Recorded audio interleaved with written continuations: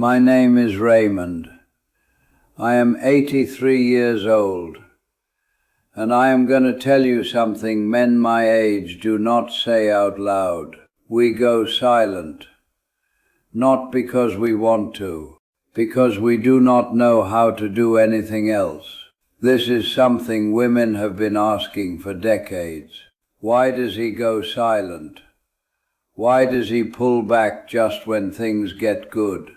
Why does he disappear and then return like nothing happened? I am going to answer that question from the inside.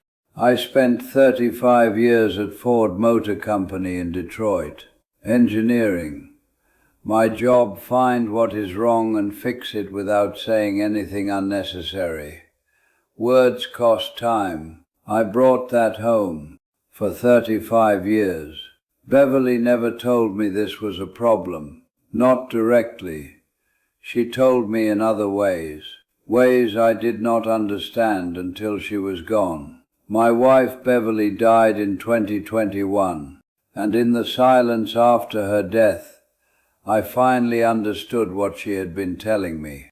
I understand it too late, but I understand it. I want to give you 4 reasons men over 60 go silent. Not excuses, reasons. There is a difference. An excuse is something you hide behind. A reason is something you explain so it can be changed. I am done hiding.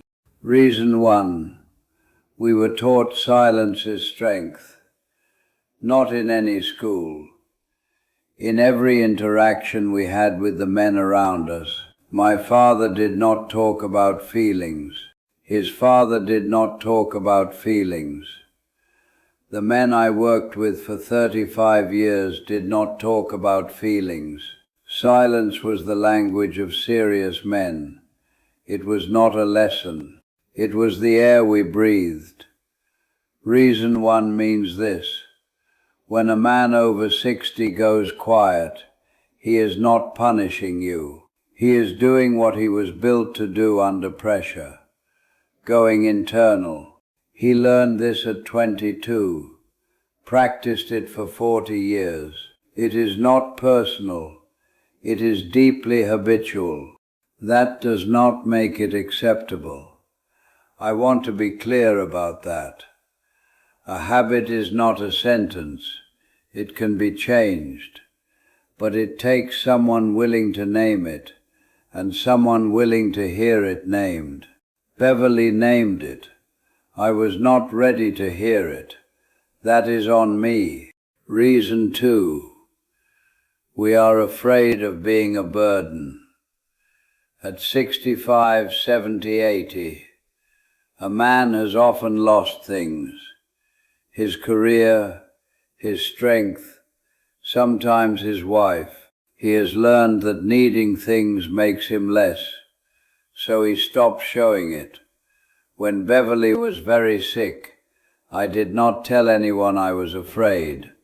Not my son Daniel, not my doctor, not Beverly herself. I kept it in the engine room.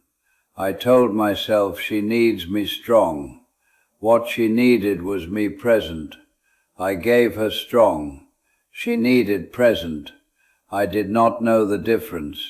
When a man goes silent after things get close, he is usually afraid, not of you, of what wanting you costs him.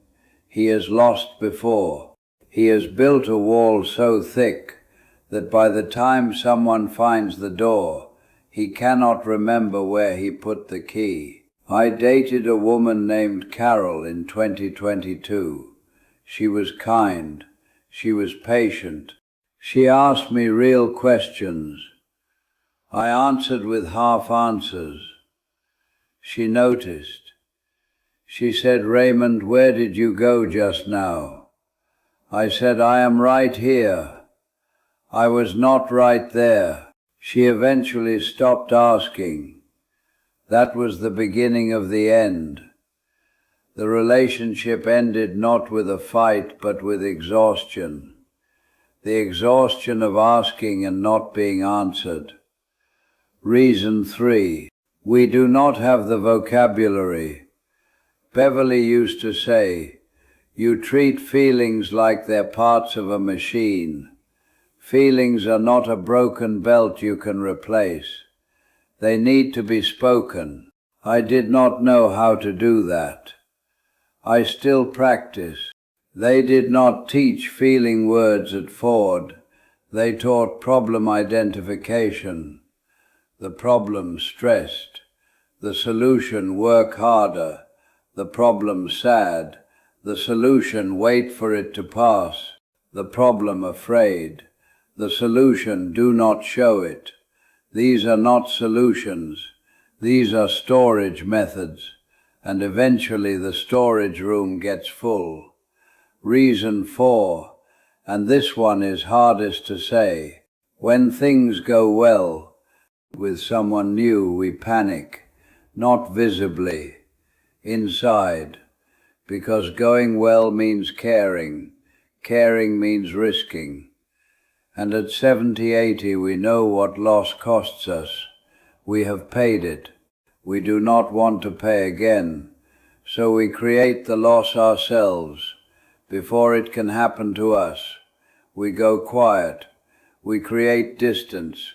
We say, "I am not looking for anything serious." And we mean it in the moment. And we do not mean it at all. Both things are true at once. That is the most confusing part, for us and for you. I want to say something to the women watching this. When a man over 60 goes silent, you have 3 choices. 1, wait. 2, ask. 3, leave. All 3 are valid. None are wrong. What is wrong? Assuming silence means he does not care. It usually means the opposite. The men who do not care do not go silent, they just leave. The man who goes silent is still there. He is just not sure how to be there out loud. That is fixable. It requires him wanting to fix it, and you deciding if you want to wait, while he figures out how. Only you can make that call. I am 83 years old. I am learning to speak, slowly. I am learning to say, "I am afraid." I am learning to say, "I need this." I am learning to say, "Please do not go." It took me until my wife was gone to understand why those words matter. I am saying them now. It is not too late for me. It is not too late for you.